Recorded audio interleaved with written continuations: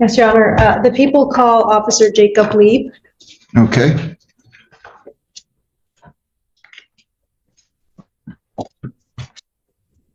All right, officer, raise your right hand. You solemnly swear or affirm under penalties of perjury that the testimony you will give in these proceedings will be the whole truth, so help you God. I do. Okay, you may proceed. Is L-E-I-B? L-I-E-B. L-I-E-B. My apologies. Good afternoon. Could you please state your name for the record? Officer Jacob Lieb. Mr. Lieb, where do you work? I work in Brownstown Township as a police officer on patrol. How long have you been employed there? I've been employed at Brownstown for just under 2 years. I've been a police officer for 9 years. What are your roles and responsibilities in this capacity? As of right now, I'm a patrol officer on night shift in the Brownstown Township. Were you working in this capacity on April 10th, 2024? I was, yes. And what were you doing that day? Everything that would entail a normal night shift on patrol, answering calls for service, more specifically. Could you just move up closer to that microphone and keep your voice up a little bit, please? Thanks. Yeah, absolutely. Could you repeat the answer just because it was a little low? I was answering calls for service most of the night, including the call that we received. Okay, and you indicated a call was received. Do you recall who that call was received from? From our dispatch, dispatched me to the Brownstown Police Department station's lobby. Were you in the lobby at that time? I was not, I responded there. And when you responded, did you make contact with anybody? I did, I'm in contact with our victim in this case. Chantel Sadarski, if I'm pronouncing that correctly. And what happened when she was there? So we were dispatched there in regards to a domestic violence complaint. I made contact with Chantel. She informed me that she had gotten into an altercation with her husband. Objecting at your side. Any response? I can withdraw the question. We can I'll strike what sustain, you said you can about. rephrase. How's that? Yes. Well, I had asked what happened when she was there. And he started to say what she told him. Yeah, so we So- can, what he said before that should be, Well, that will remain on the record, but anything, he didn't really answer it. He just started and she said, and then he objected and I said, I'll sustain it. So you can rephrase your question if you'd like. okay, I can rephrase the question. That's okay. When she arrived, what was her demeanor like? She appeared upset. And did you make a report based off of, or did you make a report that night? I did, yes. And was your body cam on and functioning that night? It was. Did anything else happen that night? I interviewed the female, Chantel. I also interviewed the other party involved, Andrew. They both completed witness statements, and I typed a report based off both of their stories. I don't mean to interject, but one thing I want to say, Mr. Rockeye, you brought the thumb drive with you. I had it, yes, Your Honor. So you're just going to retain that. We're just going to know that that's the thumb drive. The exhibits go back to you, but Yes, sir. I remembered I told you to bring it today and, Yes, and I have it. okay. So that's the way we'll play that. I'm sorry. Go ahead. And I'm just trying to recall. Okay. And did anything else happen after those interviews? No, I typed my report and submitted it to the Detective Bureau for further investigation. Okay. Just one moment.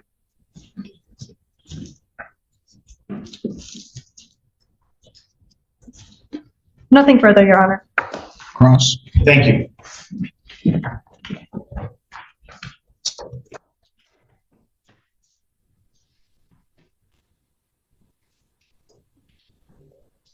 First of all, thank you for opening the door for me as I walked into the courthouse. I appreciate that. I appreciated that courtesy. You're welcome. Officer Lieb, let me, it's pronounced Lieb, correct? Correct. And you're in plain clothes, but you have a badge on. So are you a detective now or? Nope, this is my uniform for court today. Yes, sir. I'm going to touch on a few different areas and try to get through them as quickly as I can. If I ask a question that's confusing, you just tell me. All right? Okay. Now, your answers, have to be verbal. So they have to be out loud as opposed to a nod or a shake of the head. You understand that? Yes. You wrote a report in this case, yes? Yes. I presume at some point you've looked at it before you actually submitted it? Yes. And I presume that at some point you looked at it before testifying today? Yes. You reviewed it today in the prosecutor's conference room? I did, yes. Now, there are certain things about report writing that's want to kind of go through those relatively quickly. There's a purpose in preparing reports, yes? Yes. The purpose is to memorialize things that occurred? Yes. You try to write it as when things are still fresh in your mind? Yes. You try to document things that are relevant and important, yes? And you're trained when you write a report to include the relevant and important facts? Yes. And you're trained to write an accurate and complete report. Is that true? Yes. And when you're satisfied, and when I started, officers actually wrote reports, but now you guys type them out. Yes? Yes. And so when you start typing your report and you finish typing it, you're able to review it. And when you're satisfied that you've discharged your duty to prepare an accurate, complete, and reliable report, you then print it and submit it as your official report in the case. Am I correct? Yes. And you did that in this case? I did, yes.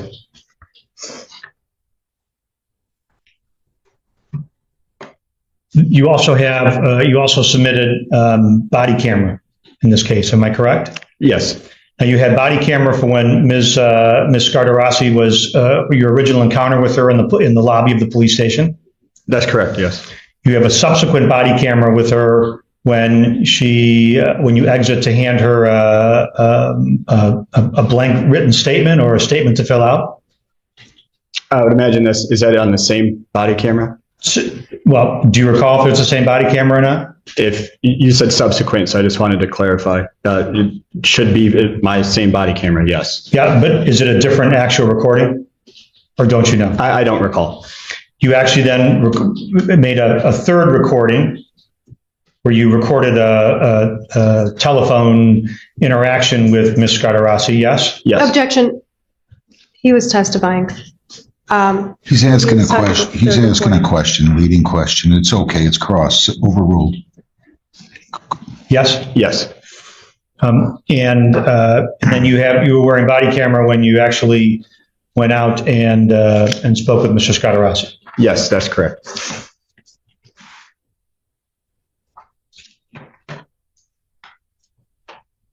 You reviewed your body camera before testifying today? I did, yes. How many different body camera did you review before testifying today? Just myself. Just your own? My own. The ones that I just referred to? Yes. Lobby interaction with Ms. Scardarossi? Yes? Yes. Body camera, where you handed her a witness statement to fill out? If that was included in my body camera, I watched my body camera from the entirety of the interview in the lobby with Ms. Chantel Suddergoski. I'm just trying In to, other words, what you're telling us, you didn't see on that body cam, you handing her a statement to fill out? that's what I'm asking you. That was my next question, Judge. Is that what you're telling us? I believe. Can you rephrase the question? I'm trying to clarify. I watched my body camera in its entirety from my interaction with Chantel. I understand. The end of your body camera, what was the last thing that you observed on your body camera with Ms. Scardarossi? I don't recall. You just watched it. I didn't just watch it. I watched it when I was preparing for this case. It was not just a second ago. I don't recall what my last interaction was. How long ago did you prepare for testifying today by watching your body camera? I reviewed my body camera footage on Sunday night while I was working. All right. So I'm going to ask the same question the judge asked. When you reviewed your body camera, did you see you handing Ms. Scardarossi a witness statement to fill out? I do not recall. I did have her fill one out. Did you see on your body camera, you handing Ms. Scatarassi a victim notification card? Objection, Your Honor. Asked and answered. Yeah, I think it is. It's a different question. Wow. There's a purpose to this last question, if you let me ask it. And saying goodbye to her, like watching her leave the station. If that was the last interaction, I don't recall if she was walking away or what my last interaction was. I would have handed her a victim rights card with the report number. I'm just asking if you saw that on your video. I don't recall. Preparing. And how about, did you see when you were watching your videos in preparation for testifying today, your interview or your phone call with Ms. Scatarassi that was on speakerphone? I did see that, yes. And you saw that in preparation for today? Yes.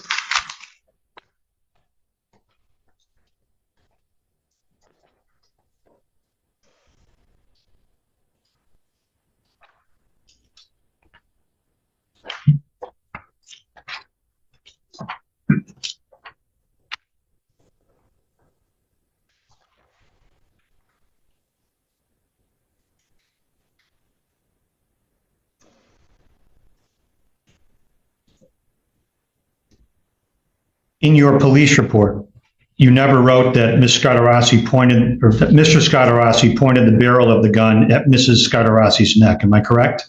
That's correct. I did not write that. You never wrote that Mrs.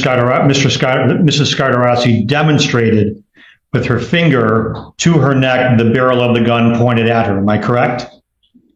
Can you rephrase the question? Yes. You never wrote in your report that Mrs. Scatarassi demonstrated the barrel of the gun pointed at her neck. Am I correct? That's correct. In fact, Mrs. Scatarassi told you that the gun was never pointed at her. Am I correct? You are correct. And in your report, you wrote, Chantel noted that Andrew kept the handgun in the holster during this incident and never pointed the firearm directly at her. Isn't that what you wrote in your report? That is correct. One of the things that you do as a police officer is, of course, when you interview witnesses, you're trying to get information, right? Correct. And you're also trying to assess credibility, right? Correct. And you pay attention to whether a witness's story changes. Am I correct? Correct.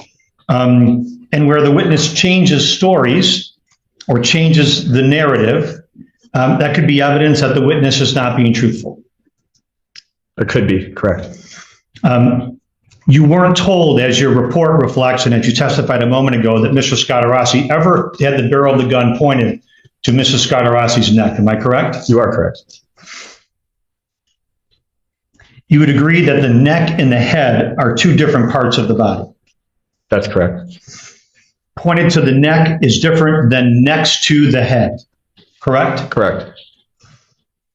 Had the gun been pointed, or had Mrs. Scatarassi at any point said the gun was in any way pointed at her, head, neck, chest, anywhere, you would have noted that in your report. Am I right? That's correct. That's an important detail. That is, yes. And she never told you that. She did not, no.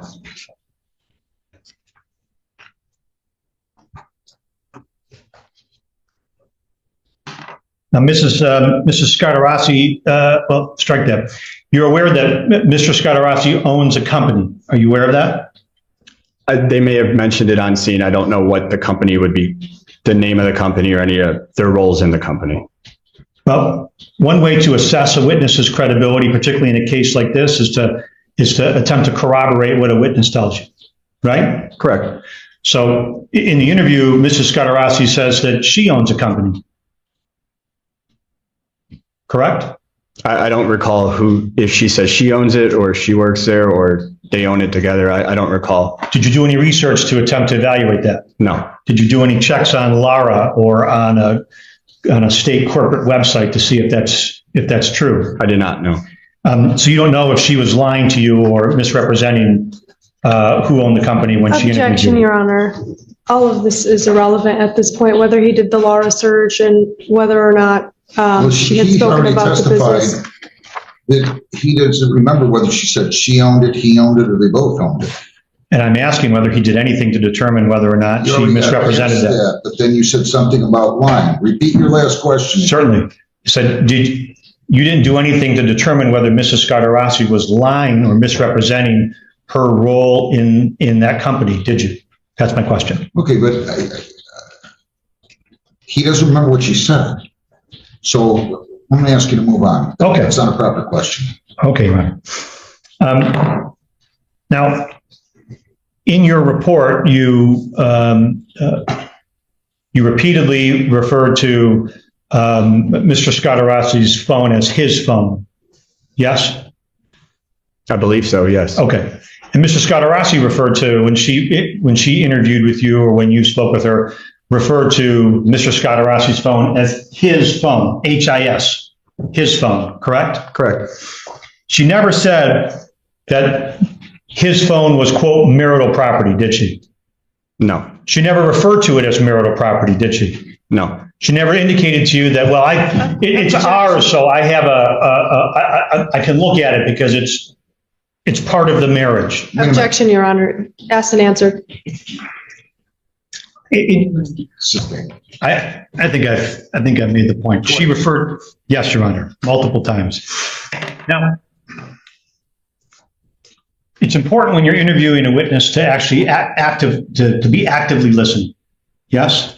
That's correct. So when the witness says something, to actually like pause and think, why did the witness use that word, or why did they say that? Yes? It would be helpful. Helpful. Yes. Mrs. Scadarossi had characterized her conduct to you as vindictive. She used that word vindictive. Do you recall that? I do not recall that. Did you inquire for, let me ask you a question. There was a discussion about her sneaking into the home. You were interviewing her and she said she had snuck into the home at night, 1 something in the morning. You remember that? I recall that conversation, yes. Does it help refresh your memory about her referring to her behavior as vindictive? I don't recall using that terminology. Not you, Hearing her. that terminology. I don't recall. Okay. Let's talk about what consent means. You're familiar with the word consent or permission, yes? Yes. As a police officer, you know consent means that someone is giving you permission or that another person has the ability or has said it's okay to do something, yes? Yes. Okay. In regards to the phone, I mean, there's obviously a couple different ways as a police officer to establish consent. I'm going to go through those with you, okay?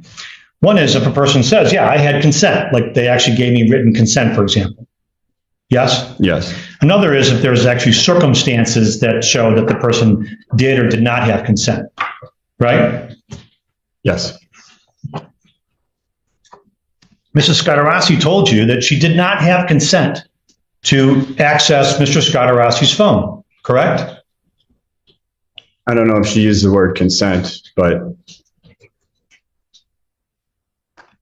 Finish your thought.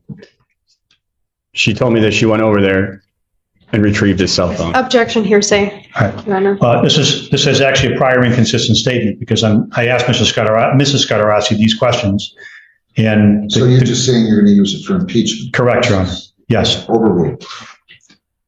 You are asking a lot of hearsay questions. So these are all. They're not all inconsistent statements, so I'll. Well, the record will bear that out, but I'll make my argument to the court at the appropriate time. She specifically said on the issue of consent, there's no way he'd ever give me any kind of code while he is awake. Remember her saying that? I believe so, yes. That's evidence of a lack of consent. Objection, that calls for a legal conclusion. Any response to that? What's that? She said that calls for a legal conclusion. I don't know that it does, but I'm asking for the officer's assessment. So, He's not a lawyer. I'm going to ask you to move on. Okay. Stay in the objection. If you answered that, I'm striking it. she never said to you, I had permission or I had consent to access his phone at while he was sleeping at 1 something in the morning, did she? No, she did not. And she indicated to you that they were separated, but marital separation. No. Okay. Tell me about his computer. What did she say about his laptop? Your I don't recall. Objection. Irrelevant. Well, it goes to, it's impeachment again. Goes to prior inconsistent statement. Well, you got to be more specific. I'll be more specific. She never even mentioned. Well, I'm asking you to be more specific with what statement that's. Oh, sure. that she- Sure. Well, she never denied that she. You know what? I'll withdraw and I'll rephrase it to make it easier. In your interview with you, Mrs. Scardarossi never said to you, so by omission, she omitted sharing with you that she had attempted to access Mr. Scardarossi's laptop in his home that night. Am I correct? I don't recall. She attempted to retrieve a passcode from his cell On phone. his cell phone. Yes. She never told you. You have no recollection of her telling you that she attempted to access his laptop. Am I correct? I don't recall that. Would you agree that if she had indicated that you made reference to the phone in your report, Yes. correct? There's no reference to the laptop in your report. Isn't that true? That's true. And had she told you that she tried to access his laptop, that would be something that you would have put in your report. Depending on if it was if she removed it from the home or if it had anything to do with these allegations, it would have been noted. Okay.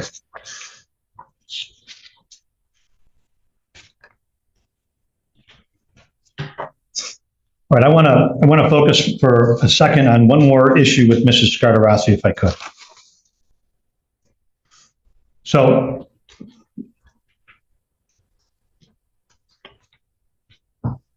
between 1:40 and about 1:50 was your first conversation with Ms. Scardarossi in the lobby of the police department.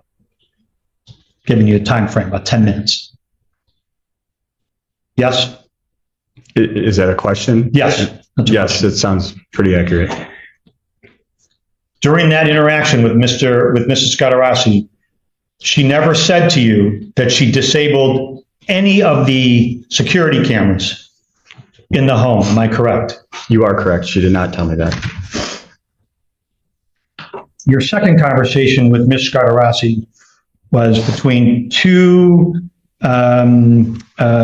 o'clock and 5 seconds or so and 2:09, somewhere in that range, about 9 minutes. That sounds accurate. She didn't mention it the second time either, did she? I don't believe so, no. You asked her to write out a written statement, yes? Or if she was willing to write one out? She was willing and she did, yes. Now, you don't tell people what to write in their written statement, correct? Correct. You don't tell them to conceal or omit facts, do you? I do not. You don't say, look, just put part of this in there, but anything that may look bad for you, feel free to leave out. You would never do that. No. And if I were to say to you that there's a claim that you told Mrs. Scardarossi not to include any reference to the cameras being disabled, you would say that's false. I would say that's false. Correct.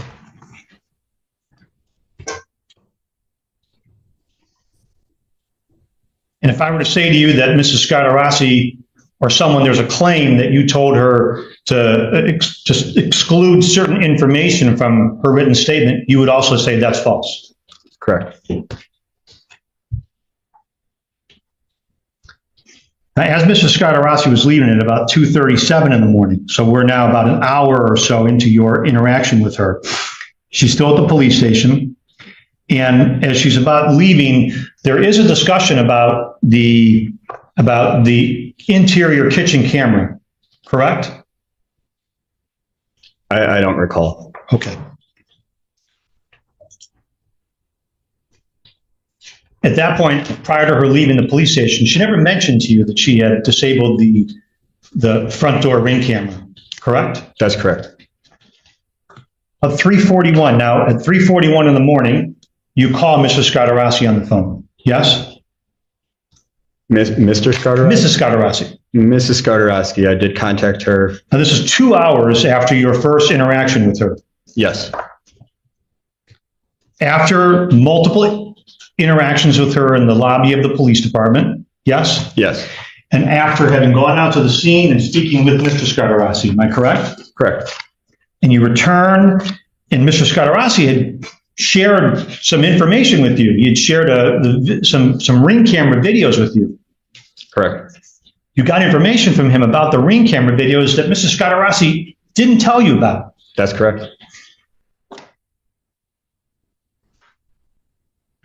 If I were to ask you, if someone said, well, Mrs. Scottarossi told you about the disabling the exterior camera at the house, at the police department, that would just be untrue, correct?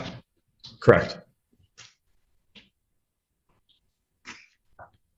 You called her on the phone, yes? That's correct. And you put her on speakerphone, right? Yes. And you had a purpose in calling her, right? Yes. And the purpose in calling her was to question her about information that you got from Mr. Scottarossi, specifically about the Ring cameras that she didn't tell you about. That's correct. And you confronted her about, one, why didn't she tell you, right? That's correct. And you confronted her about why she disabled the exterior camera and why she disabled the interior camera. That's correct.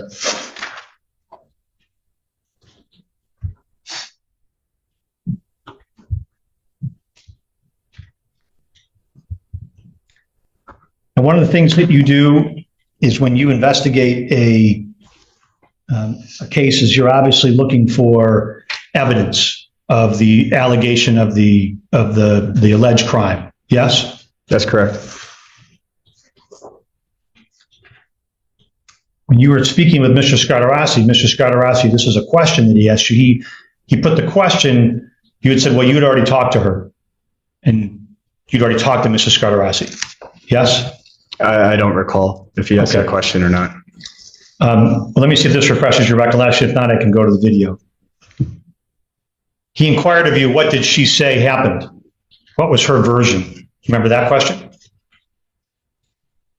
I do not recall him asking that specific question. If he did ask it, I don't recall. Do you remember actually explaining her version to Mr. Scottarossi as, quote, it's out there, unquote? I don't recall. When you used the phrase, it's out there, I mean, have you used that phrase before? Objection, asked and answered. I don't Your Honor. recall. He said Wait a he minute. used it. Would you like me to repeat? Yeah. I said asked and answered. He had already said that he never used that phrase. Sustained. Okay.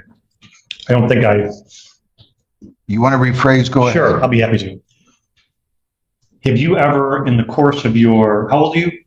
31. In the course of your 31 years, have you ever heard that phrase in just common jargon, like it's out there? Objection, Your Honor. None of this is relevant. I disagree. He's investigating the case, and I'm going to lead up to the point. I'll make my offer of proof. Go ahead.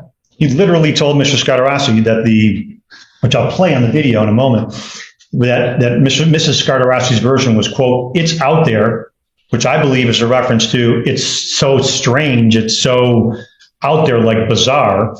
And then there was a further discussion later on where... Listen, I'm going to let you ask that question, but you're really asking, I mean, I've been sitting here and she's not objecting. You're really asking for a lot of hearsay, both ways.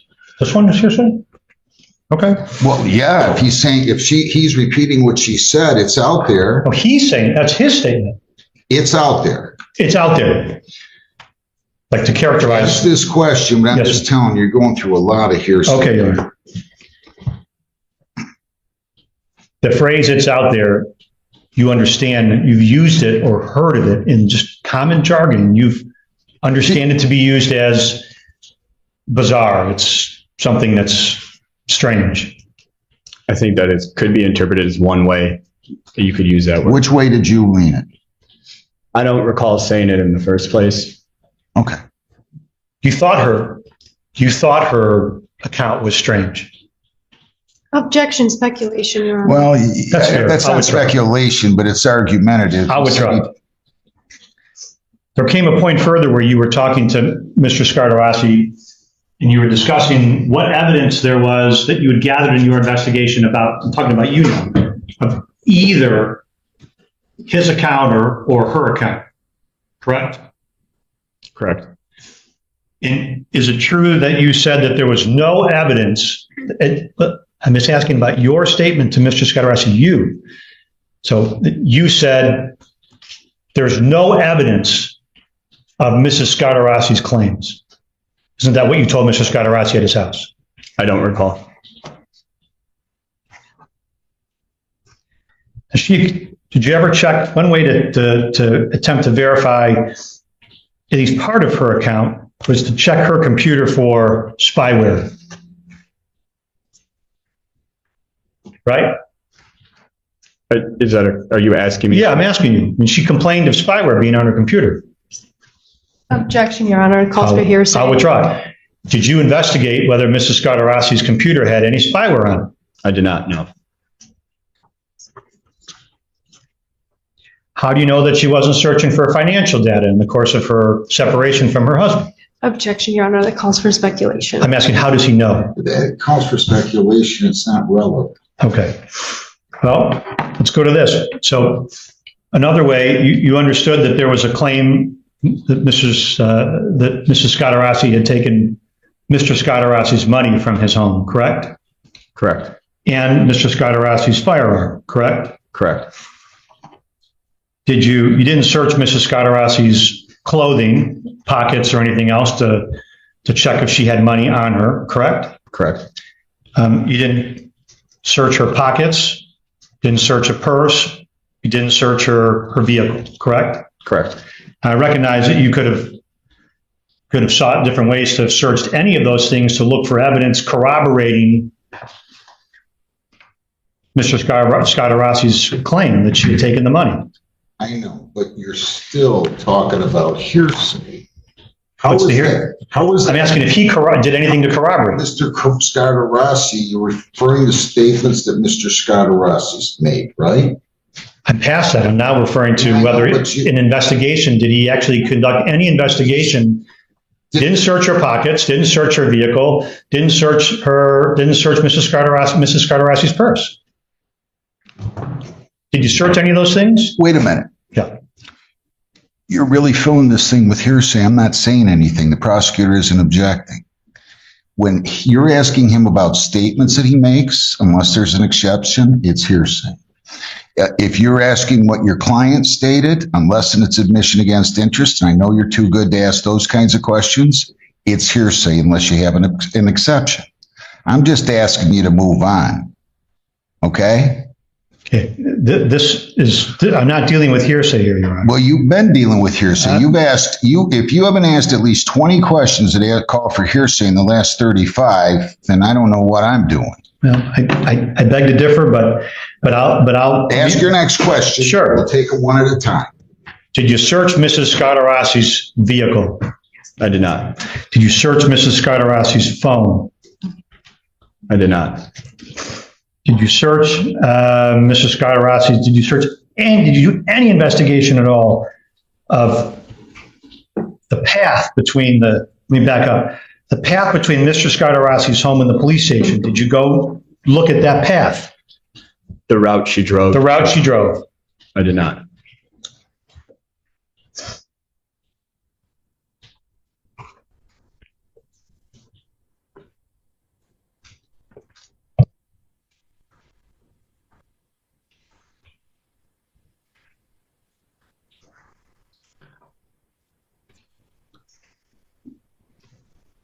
When you arrived at Mr. Scotarassi's home, you sought to interview him. Am I correct?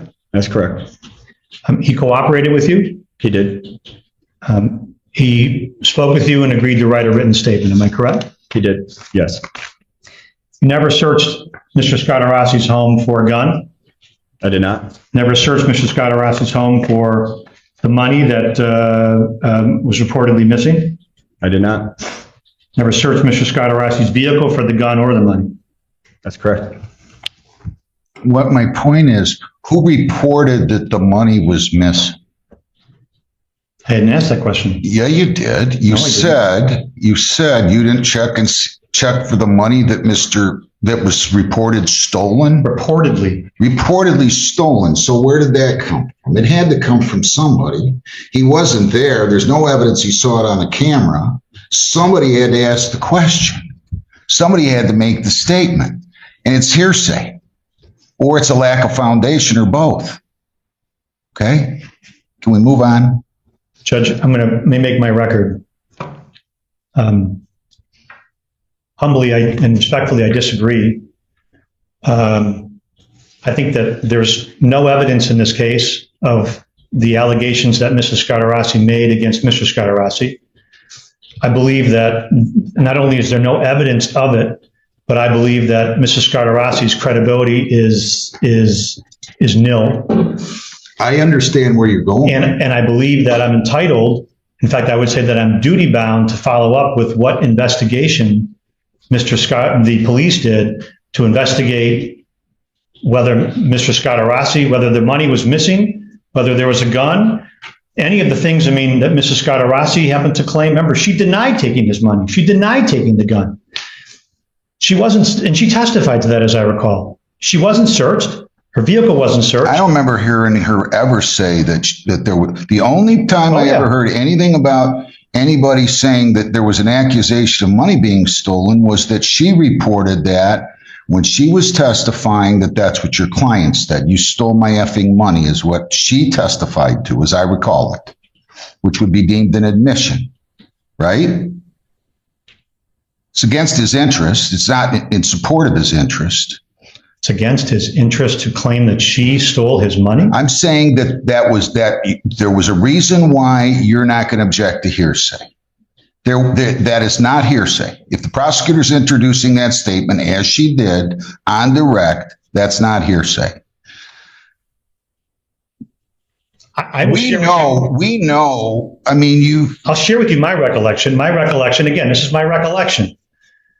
My recollection is that Mrs. Scadarrasi she testified on direct examination and testified on cross-examination that she didn't take his gun and that she didn't take his money.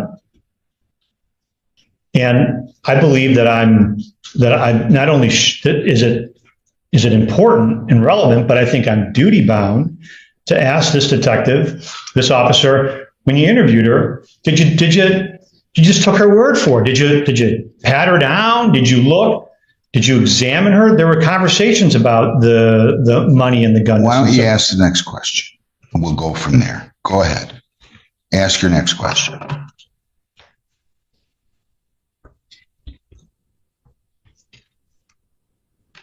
I mean, I think you pretty much established he didn't do any of the follow-up that you think he should have done. He didn't go and check for the spyware. He didn't go and search for the gun. He didn't investigate whether or not money was stolen. What's the reason? What's the reason? And I appreciate that, but for purposes of the case, because you're saying it goes to her credibility. I get all that. I'm just saying you've established all of that, don't you think? I mean, which aspect of that? I hope so. Okay. I hope we've established it. So, ring cameras are something that police officers are now forced to or are accustomed to dealing with on a regular basis. Yes? That's correct. Did you go to any of the neighboring homes around Mr. Scadarrasi's home and check if they had any ring camera showing Mr. Scadarrasi entering or leaving the home? No. To clarify, his ring camera shows her approaching the home and entering. He has neighbors. Yes. I'm talking about the neighbors. No. Shows her entering the home. Yes? It shows her approaching the home. Approaching the home. And the secondary camera shows her inside the home. Yes. I'm talking about We did not go to the neighbors to see whether she was walking out with something in her hands, or whether she was walking out with a gun, or walking out with money, or walking out with anything, or walking out barehanded. Right? That's correct. We did not.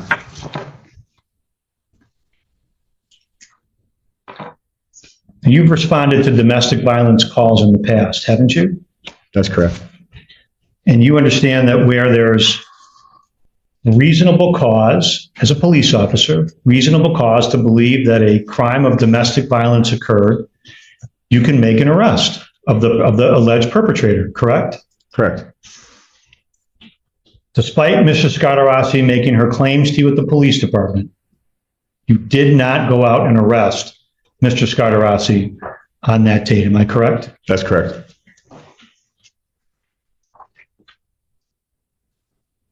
Mr. Scartarossi did not evidence any physical injury. Am I correct? That's correct. Apart from her word, there was no evidence of her allegations. Am I correct? That's correct.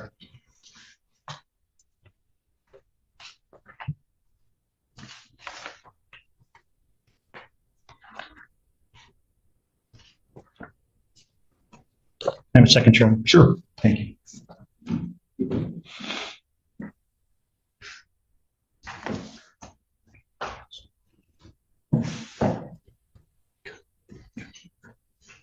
Nothing else, Your Honor. Thank you. Thank you. Redirect?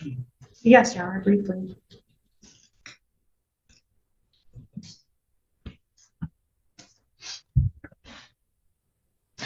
I'm going to ask a question, a couple questions. Yes. You said you looked at the tape of the interview between you and her in the lobby of the police station.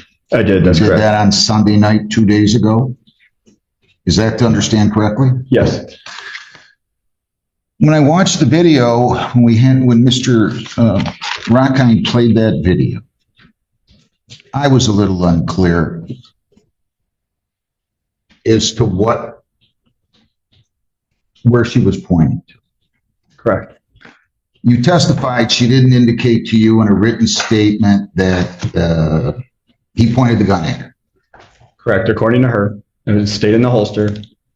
He grabbed her with his left hand by the hair and raised the firearm near her head. She told us that she did not point at her. He didn't point it at her. He raised it up near her head while he was holding her hair. Go ahead. And I want to ask you about what you just said to the judge there. You said that she said he didn't point it at her. That's correct. Did she say that it was next to her head? She said he pulled it up near her head and then did a motion of the firearm or Keep your voice up.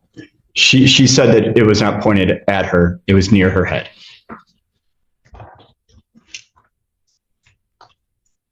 So you stated that on cross, you stated that you documented in your report that the victim told you that the gun was never pointed at her. Is Correct. that correct? Okay.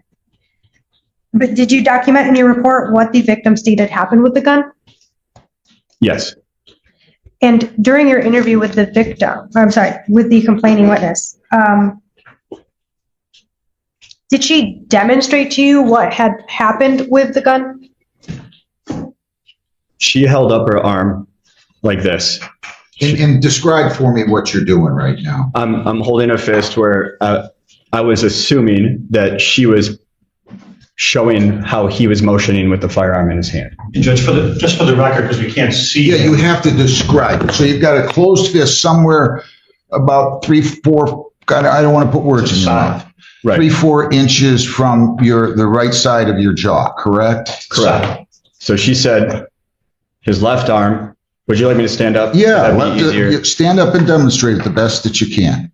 According to her, he had her hair with his left hand with a holstered firearm, was making statements and holding the firearm near her head.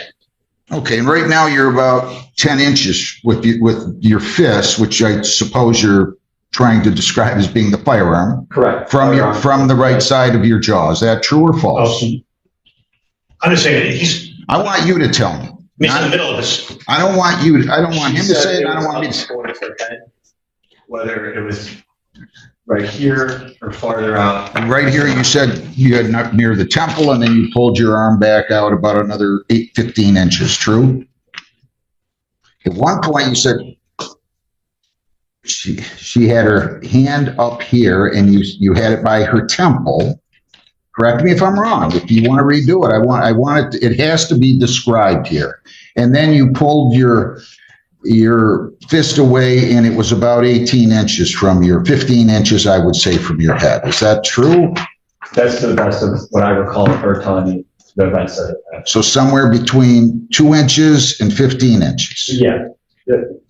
Roughly. I mean, she said it was right up next to her head. Okay, Next to, I guess, could be interpreted, 2 inches, 15 inches. I think in the realm of if she was holding her hair, I would imagine it was closer rather than farther. The only thing I just want to add, if I could, to the visual demonstration, he has his fist, what looks like to be like around I presume it's supposedly holding the gun, but the side of the gun would be to the side of her head, not the barrel ever pointing at her, which is why he wrote the barrel was never pointing at her. That's correct. She said that he never pointed the gun at her. okay. Thank you.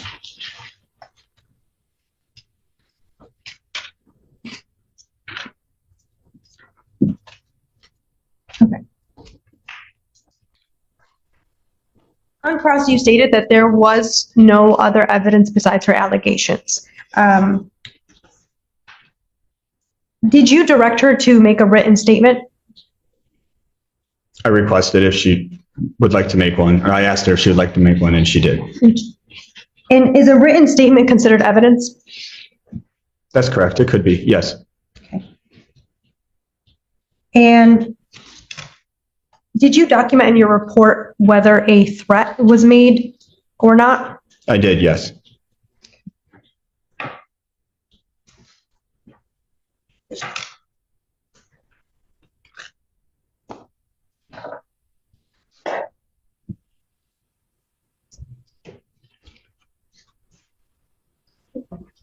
Sorry about that.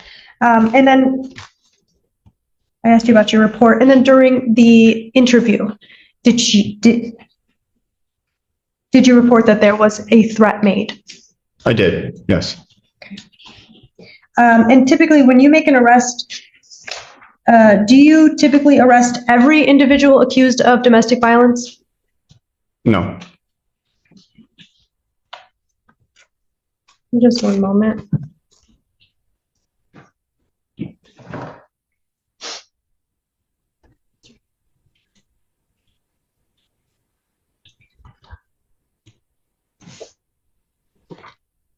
Just a few more questions. Take your time. When she had demonstrated to you what had happened, did she demonstrate what had happened before she had walked into the police station? No. Let me rephrase that question. I didn't even understand it. What do Yeah. you mean, at what point? You're saying, did she demonstrate what happened before she got there? What do you mean, the whole day, the week, the I hour will before? rephrase the question. Okay.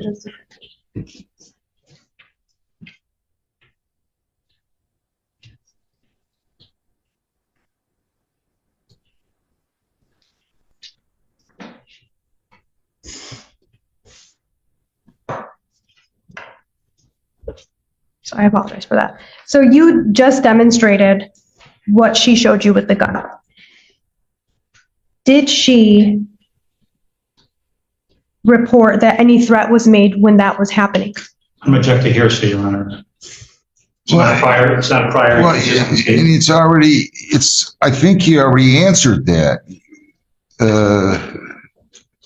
Your report, you testified that it was in the report. It was in the report. Okay, so you're asking now, did she indicate whether or not there was a threat made? Yes. And you're objecting on the basis of hearsay? Yes. Do you have any response? He did just demonstrate to us what she said and You how. can establish foundation for sure if you want to try to do an excited utterance. If you don't, you don't. If you can't establish the foundation, then I'm not going to let it in. I can establish the foundation, Your Honor. When Ms. Gardarasi entered the police station, and she made a report, to your knowledge, was that report made? How much time had happened in between the report and the incident that was reported?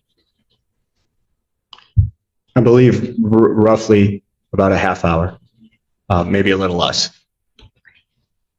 And how did she appear to you? She appeared upset. I think she was attempting to hold back tears while she was explaining the situation that had just occurred. Did she cry at all? I believe she was wiping away tears during our entire encounter. And when she had come in to make the report, did she indicate to you that a threat had happened? I object to hearsay. Did I believe I established foundation there. I disagree. I'm gonna allow it. I mean, I observed her, and for the record too, the tape that was played certainly showed she was under the stress or excitement of the startling event or condition. So I'm gonna ask you to answer that. Okay, can you rephrase the question for me? Did she indicate to you that a threat was made? Did she During the indicate incident. whether or not a threat was made to her? That's correct, she did. No further questions, Your Honor. Any recross? No. You can step down. Thank you. Call your next witness. Your Honor, the prosecution rests at this time. Okay. You move the bind over? Yes, Your Honor. If I may. Sure. Unless you want Mr. Rockine to argue first, and you can rebut it. It's up to you, whatever you want to do. I can argue now. Your Honor, I want to kindly remind the court that the charges being considered here for bind over are assault with a dangerous weapon and felony firearm. For an assault with a dangerous weapon, the elements required are first that the defendant either attempted to commit a battery on the complainant or did an act that would cause a reasonable person to fear or apprehend an immediate battery. Second, that the defendant intended either to injure the complainant or to make the complainant reasonably fear an immediate battery.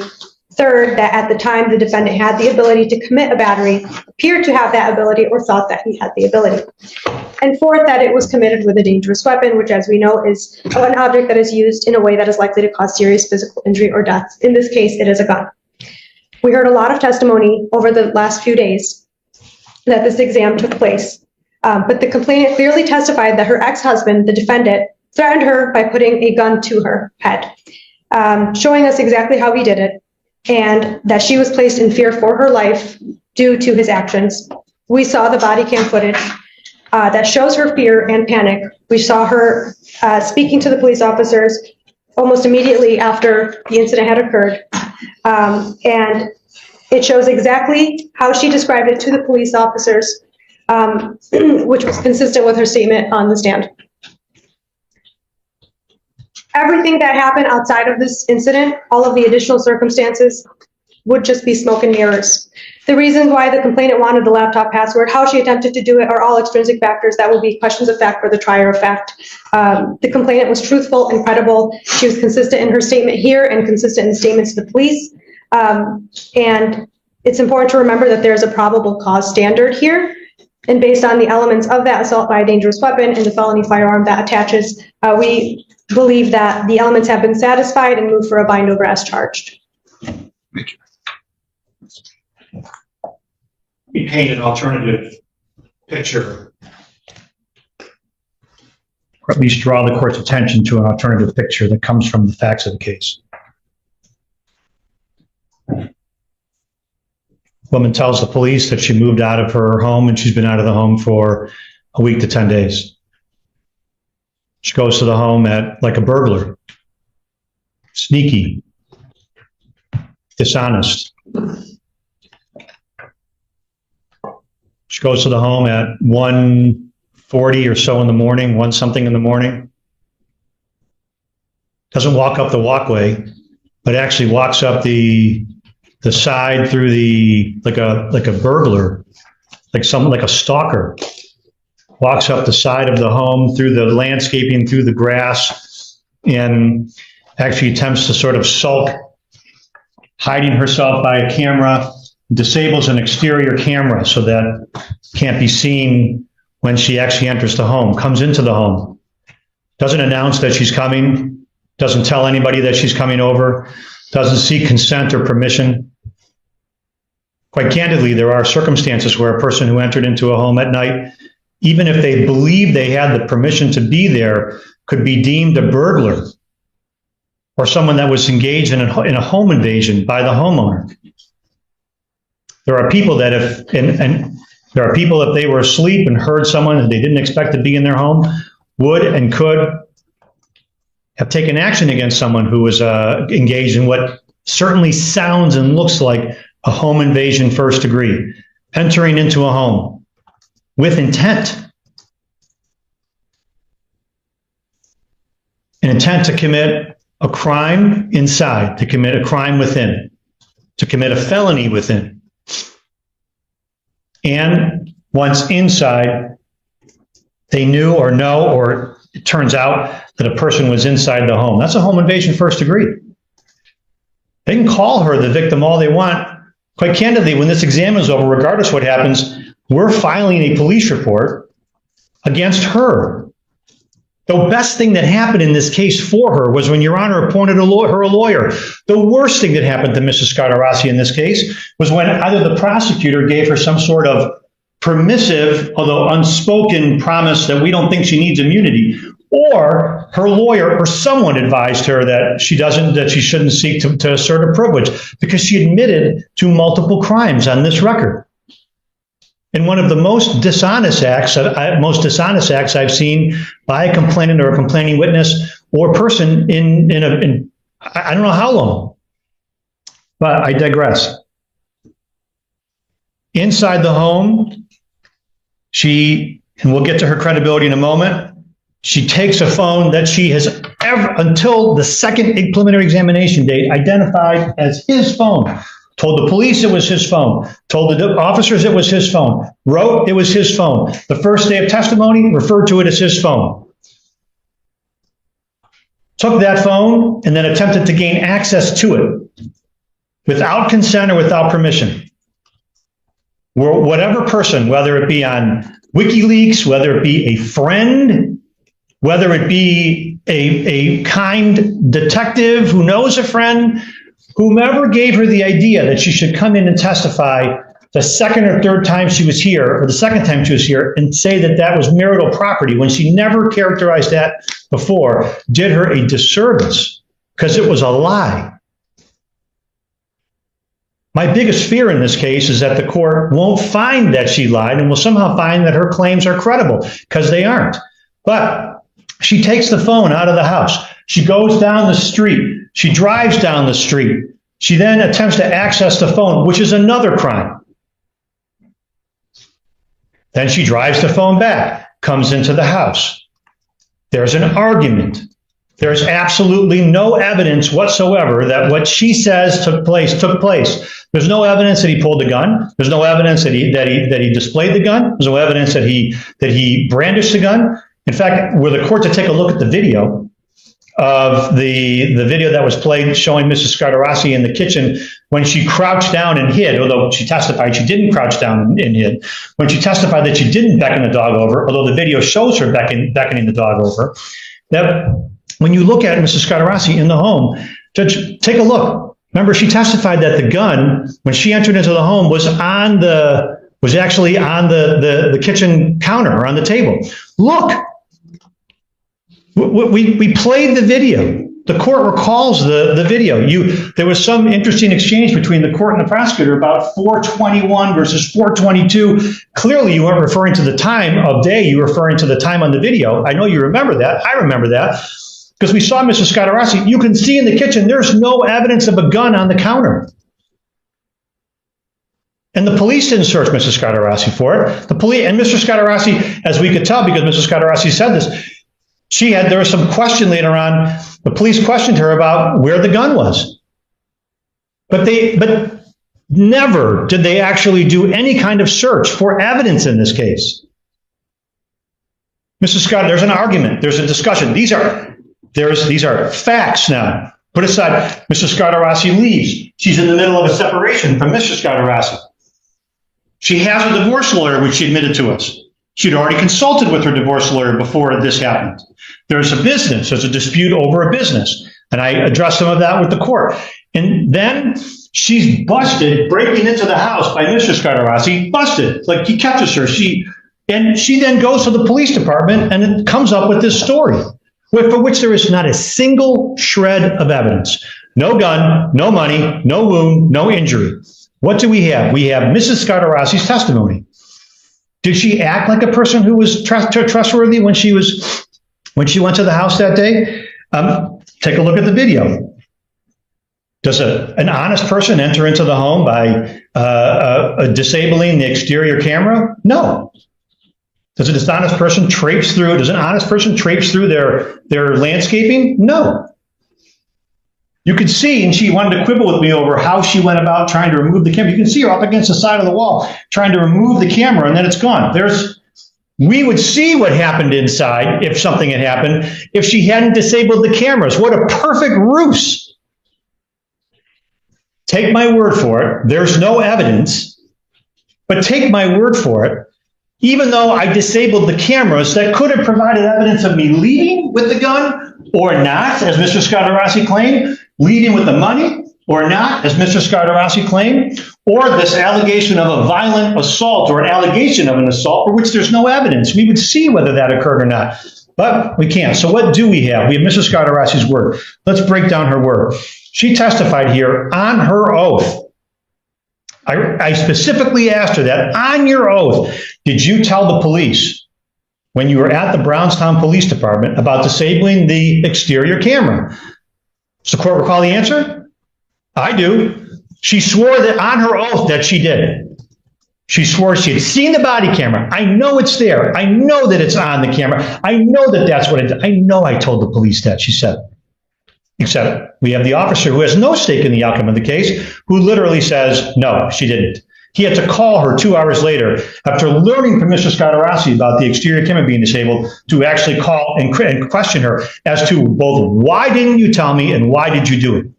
That's dishonest. 2, she didn't disclose to the police that she had, when she was in the lobby, disclose to the police the disabling of the interior camera. That came 2 videos later. She didn't disclose to the police. She didn't include any of those facts in her written statement, which we admitted for purposes of impeachment as a defense exhibit. I questioned her about that. She conceded in her written statement, and then what she did is she said, well, the police officer told me not to include those things, to just include certain things in my written statement, and I'm paraphrasing. I asked Officer Lee, did you tell her to admit anything? He says no. Of course not. Another bit of testimony that wasn't true. She testified that he pointed the gun at her neck. I mean, I know the court recalls that testimony. She swore again on her oath that, one, she was very clear. I'm going to use right hand because that's my dominant hand, but she was very clear. Does the court remember how she did it? Of course I do. Right. She said that she had her finger, wasn't hard. It's like you do as a child. Remember when we're playing guns and cops and robbers? No offense to the cops. Cops and robbers, or and you have a gun and you use your finger as the barrel. She was very able here in court to demonstrate. And she said that took 2 fingers or 1 finger and held it to her neck. I'm not using the correct side. I understand. I'm just demonstrating. She was to my neck. Pointed, and she went to the point of trying to tell us that the gun wasn't, that when she was, well, when I said directly pointed, I was just talking about pointed from afar, not pointed close. Also, we have the officer here testify. What did you put in your report? Never pointed the gun at her. Did you write that the pointed the barrel of the gun at your neck? No. Did she demonstrate that the barrel of the gun was pointed at her neck? No. Did she demonstrate with fingers shaped like a gun that the gun was pointed at her neck? No. Did you write never pointed the gun at her neck? Yes. Had she said that the gun was pointed at her neck, not beside, this allegation of being beside her head, but had you been told that, would that be a fact you put in your report? Yes, because it's an important fact. Not her testimony in court last time and previously was untrue. That's untruthful testimony. What should the prosecutor have done with all due respect to her? She should have pulled the plug on this case at that point. To stand here and make a claim that the witness was credible, that her story was consistent, without breaking down the details of the case, does a disservice to any witness who's come in here and attempted to be credible and deserves the moniker of credible and consistent.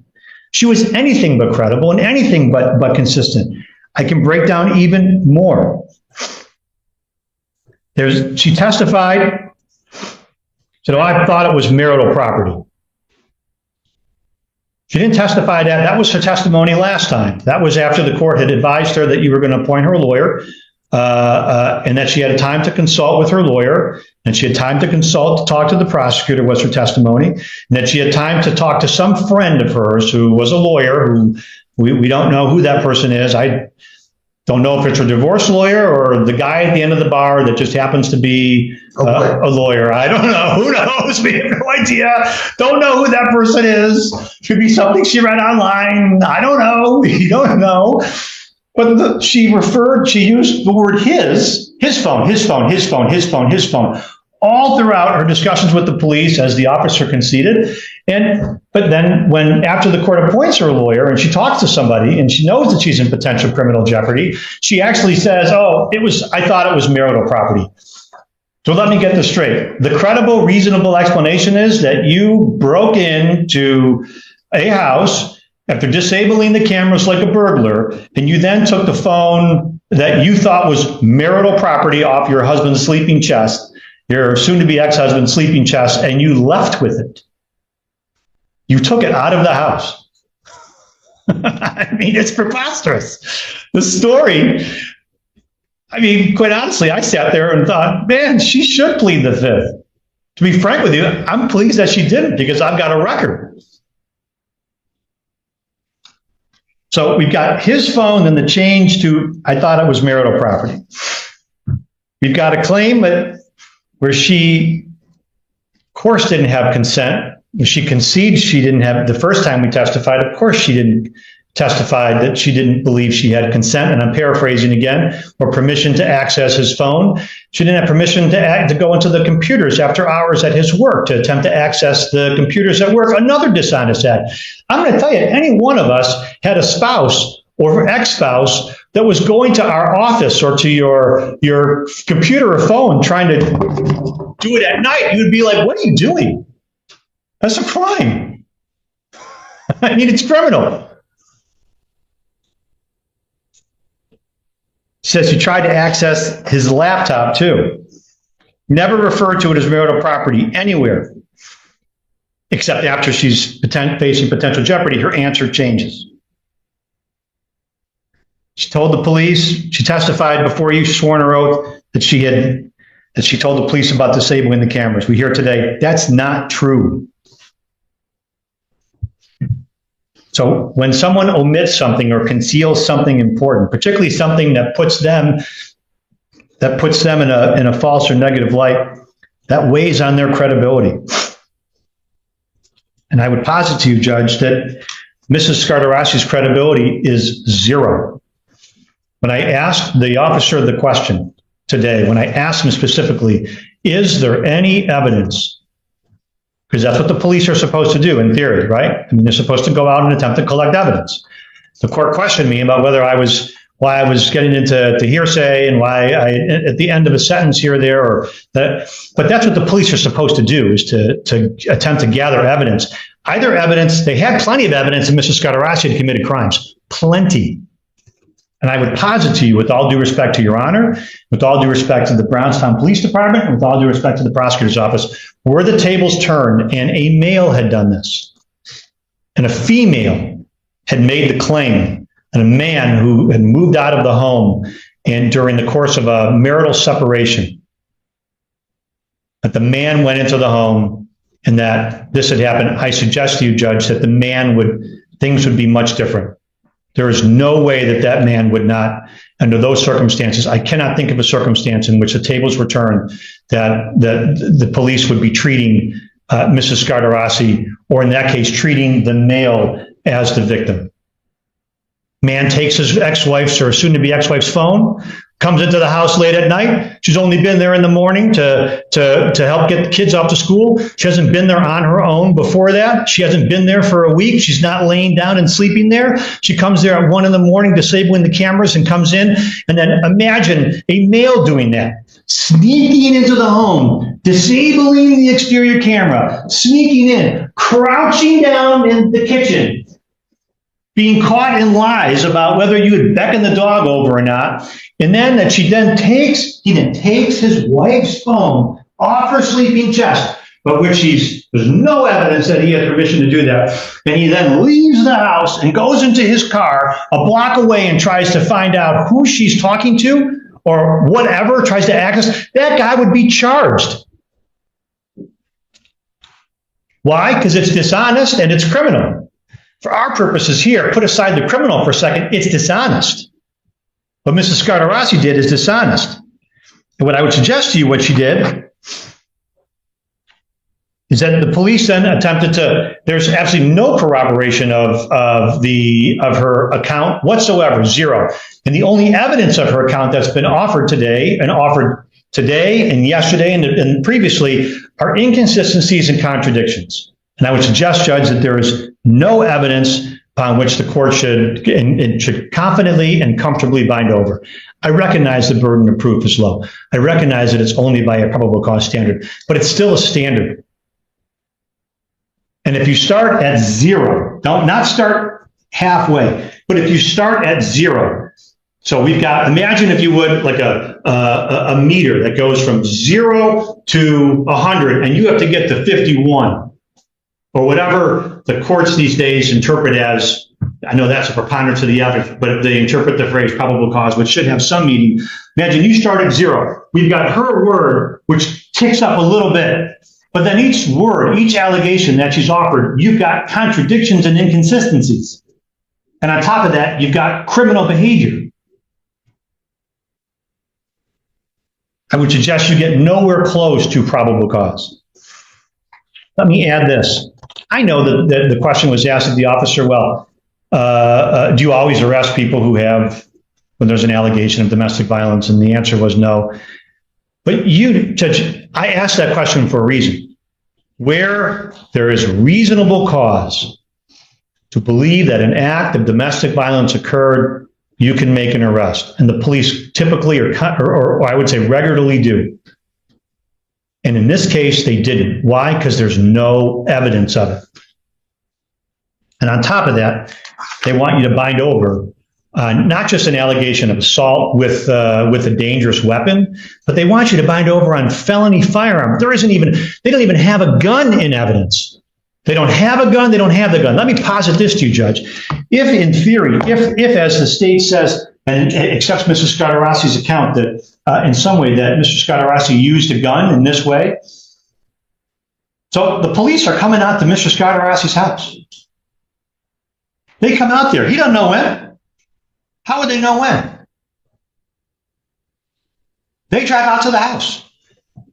They have every ability to conduct a search, whether it's by consent or whether it's by search warrant, of the entire property, his home, belongings, places, compartments, any place, car. And if they don't have his consent, they can certainly seek to wake you up, which I certainly hope that you wouldn't mind, but I'm sure you've been woken up plenty of times to sign search warrants, and they can wake you up and say, Judge, we've got a case where there's an allegation of a man who is alleged to have committed the crime of assault with a dangerous weapon and domestic violence, and this gun we don't have it. And we don't have reason to believe that he left the house and put it somewhere, which means we have reason to believe it's in the house, or the alleged victim has it. I bet you'd sign that search warrant. And, well, they didn't do that. They didn't seek a search warrant. I would tell you that this is a scary case for anybody that's going through a separation or a divorce. It is incredibly scary that someone can take the stand, admit to a bunch of criminal activity, be as dishonest and I haven't just made the generalization that she's been dishonest, but pointed out specifics about her dishonesty and her lack of credibility on key points. If she would testify that the gun was pointed at her neck and sat here and tried to actually deny what was on the video that we played for, tried to deny that she claimed that the gun wasn't pointed directly, that she denied saying that the gun wasn't pointed directly at her. She tried to claim that she told the police officers, she demonstrated for me that the gun was pointed at her neck, like I'm doing now in some way. You're telling me, and the police officer here testifies, the video shows that's not true, and the police officer testified that's not true, and yet there's a request by the state to have Mr. Scadarrasi bound over based upon that person's word, and I would suggest that that is shameful. And I ask the court to dismiss the case. Now, I recognize, by the way, that if you dismiss the case doesn't end. Excuse me, I should make that an important point for the state to point out. Doesn't end, does it? No. All you could do is dismiss counts 1 and 2. Correct. And it would leave a domestic violence case before you, which I recognize is all we can do today, is to seek a dismissal of counts 1 and 2, and that's what I'm doing. Thanks. Your Honor, I'm not going to lecture you. I'll keep it short. But You're not going to lecture me? I didn't lecture you. I really want to reel it back in, and I want to focus on the third element of assault with a dangerous weapon, which is that at the time the defendant had the ability to commit a battery, or appeared to have the ability, or thought that he had the ability. The defense has said a lot here, and specifically regarding the gun and whether or not it was near her head or pointed. Regardless, these are questions of fact. Whether a gun is near your head or pointed at your head, a person would be reasonable to believe that the person holding the gun has the ability to cause injuries. The reasons why she was there that night are all extraneous factors here. They're all irrelevant, and they are all questions of fact for the trier of fact. They are not relevant here today for this probable cause standard. She indicated that she didn't want him to know she was there and that she had entered that way because she was in fear of him. All of the allegations about her acts and whatever crime that she had allegedly done, first, she testified that they were married, that she had a key to the house, that she was allowed to go there freely. And she testified truthfully the entire time. He claims that she was dishonest. She was very honest, and she said everything she did that night and why she did it. Again, all of these factors are questions of fact for the trier of fact. It's probable cause standard. She testified consistently to what happened that night, and she testified consistently to what she said to the police that night. She said that there was a gun near her head and that she was in fear of her life. Any allegations of her incredibility are questions of fact to be heard at a trial, and we move for a bind over arrest charge. All right. I always feel like when I start these exams and then they continue 2 weeks later and continues a couple weeks later than that I'm, how do I say it, a little bit at a disadvantage. I mean, I'd like to think my memory is as sharp as it was 30 years ago, but I'm not so sure about that. But I am sure that defendant is charged. We have 3 counts: felonious assault, felony firearm, and domestic violence, and this arises out of an incident which occurred on April the 10th, 2024 in Brownstown Township. And the scene of the alleged crime occurred at, was it 25801 Chelsea Creek Drive in Brownstown. Ms. Scadarrasi indicated that she and the defendant, Mr. Scadarrasi, separated a week earlier, and that she had at that time been living with her mother since she moved out. She had a key to the home and would come there in the morning and get the kids ready for school. There was a lot of testimony concerning the comings and goings of the victim in and out of the defendant's business and the residence that they occupied together until she'd left the week prior. After attempting to access codes from a computer at the defendant's business, which was named, I believe, Silver Touch Landscaping in Romulus, and she did have a key to that business, she then went to the residence again at 25801 Chelsea Creek in Brownstown. And I believe that the testimony was, and I think it's kind of confirmed here, my recollection was that it was sometime initially between 12 and 1 a.m. when she arrived at the business and then went over to the residence on Chelsea Creek. Sometime around 1 a.m. or whenever it was, early morning of April the 10th, she acknowledged that she did disable the security system,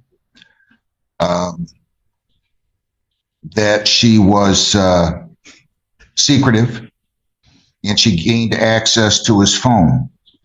She wanted to delete some spyware from her computer and believed she could do that if she could access the code in the defendant's phone. She drove to the Kroger parking lot after she entered the home and acquired the defendant's phone, and I believe the testimony was she wasn't able to access the code. She returned to the residence and was ultimately encountered by the defendant.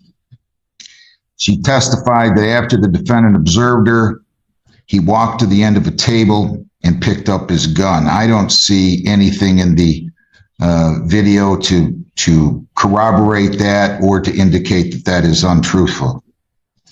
She testified that at some point the defendant was about 15 feet away and he walked through a gate and came up to her, grabbed her in the back of her hair, and placed the pistol under her chin. That was the testimony. She had it pointed, and I specifically asked her, I believe, it was the left side of her neck where she was just indicating that that was in court. She indicated that the gun was a 9mm Smith & Wesson, and that the defendant had his finger on the trigger pointing it under her chin. That was the testimony again in court. She further testified that the defendant said, "Give me my effing money." I'm not going to state the whole word, to which she replied, "I don't have your money." According to the victim, the defendant stated, "I'm going to kill you." And the defendant then stated, "You know who else I'm going to kill?" ?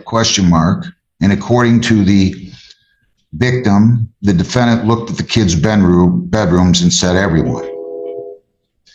She testified that her response was something to the effect that, "You better hope so." The victim testified that she was scared and in fear for her life. The defendant then put the gun back, according to her, in his waistband, pretended he was going to punch her in the face, stopping 1 inch from her face. Their dog, a Rottweiler, then, she said, got excited and jumped on the defendant. Ms. Scottarossi then left the residence and drove to the Brownstown Police Department. I don't think there's any question but that there are a lot of inconsistencies in the testimony here. I mean, you could point out several inconsistencies in her testimony.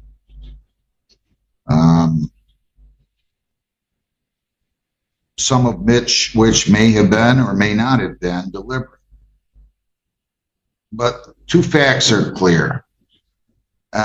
No matter how he had the gun pointed, if that's believed, that it would constitute a felonious assault. I don't care if he's pointing it at her neck with the barrel specifically pointing it at her, or if he's waving around the gun somewhere near her head and saying, "I'm going to kill you."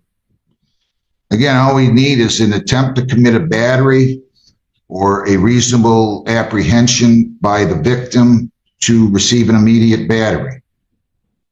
And then you need an intent to make somebody reasonably fear an immediate battery. And third, also that the defendant had the ability, thought he had the ability, or appeared to have the ability to commit an assault, and fourth, that he used a dangerous weapon. So in my heart of hearts here, I'm very confident that I'm correct in binding over the defendant. There's certainly a fact question here. Credibility issues like this are going to be for the jury. A lot of what the defense points out may very well be persuasive to a jury, and whether the people can prove their case beyond a reasonable doubt is another issue. I will say, for the record, as long as we're talking about credibility, while I found some of her statements inconsistent, she is either one tremendous actress or she appeared to be very credible to me, at least by her demeanor on the video when she was speaking to the police officer. So for those reasons, the court finds probable cause exists to believe that the crime of felonious assault was committed as well as felony firearm. I'm going to bind the defendant over to the circuit court. The AOI date will be 2 weeks, 2 weeks from today, since the defendant is not in custody. And you do not object to the continuation of the bond, correct, counsel? No objection, Your Honor. So I'm going to go ahead and continue the bond. If everybody will just give me 1 minute, please. Before 3:18,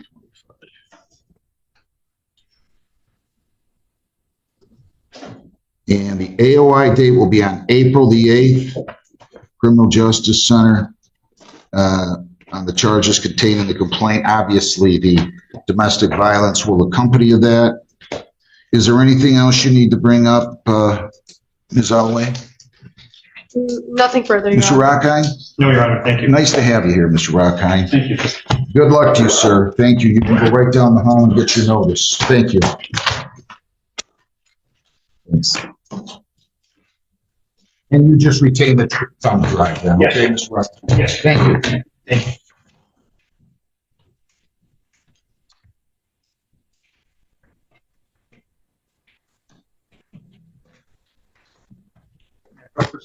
Sure. Have a good day, Your Honor. You too, thanks. Okay, that guy you introduced. Oh, I will. I will. I will. Take care. Good to have you. Yes, sir. Thanks.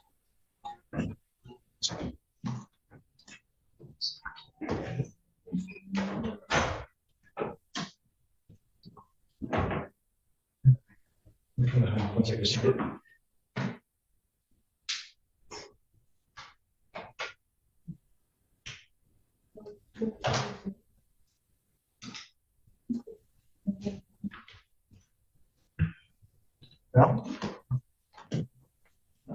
next.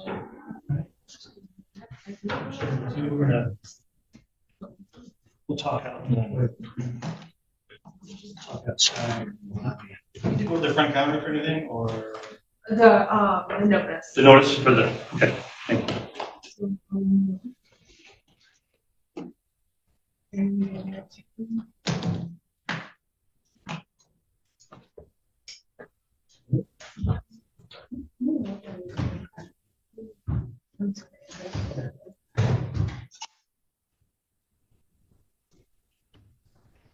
Yes. Oh, yeah. For more content like this, don't forget to like and subscribe to the channel.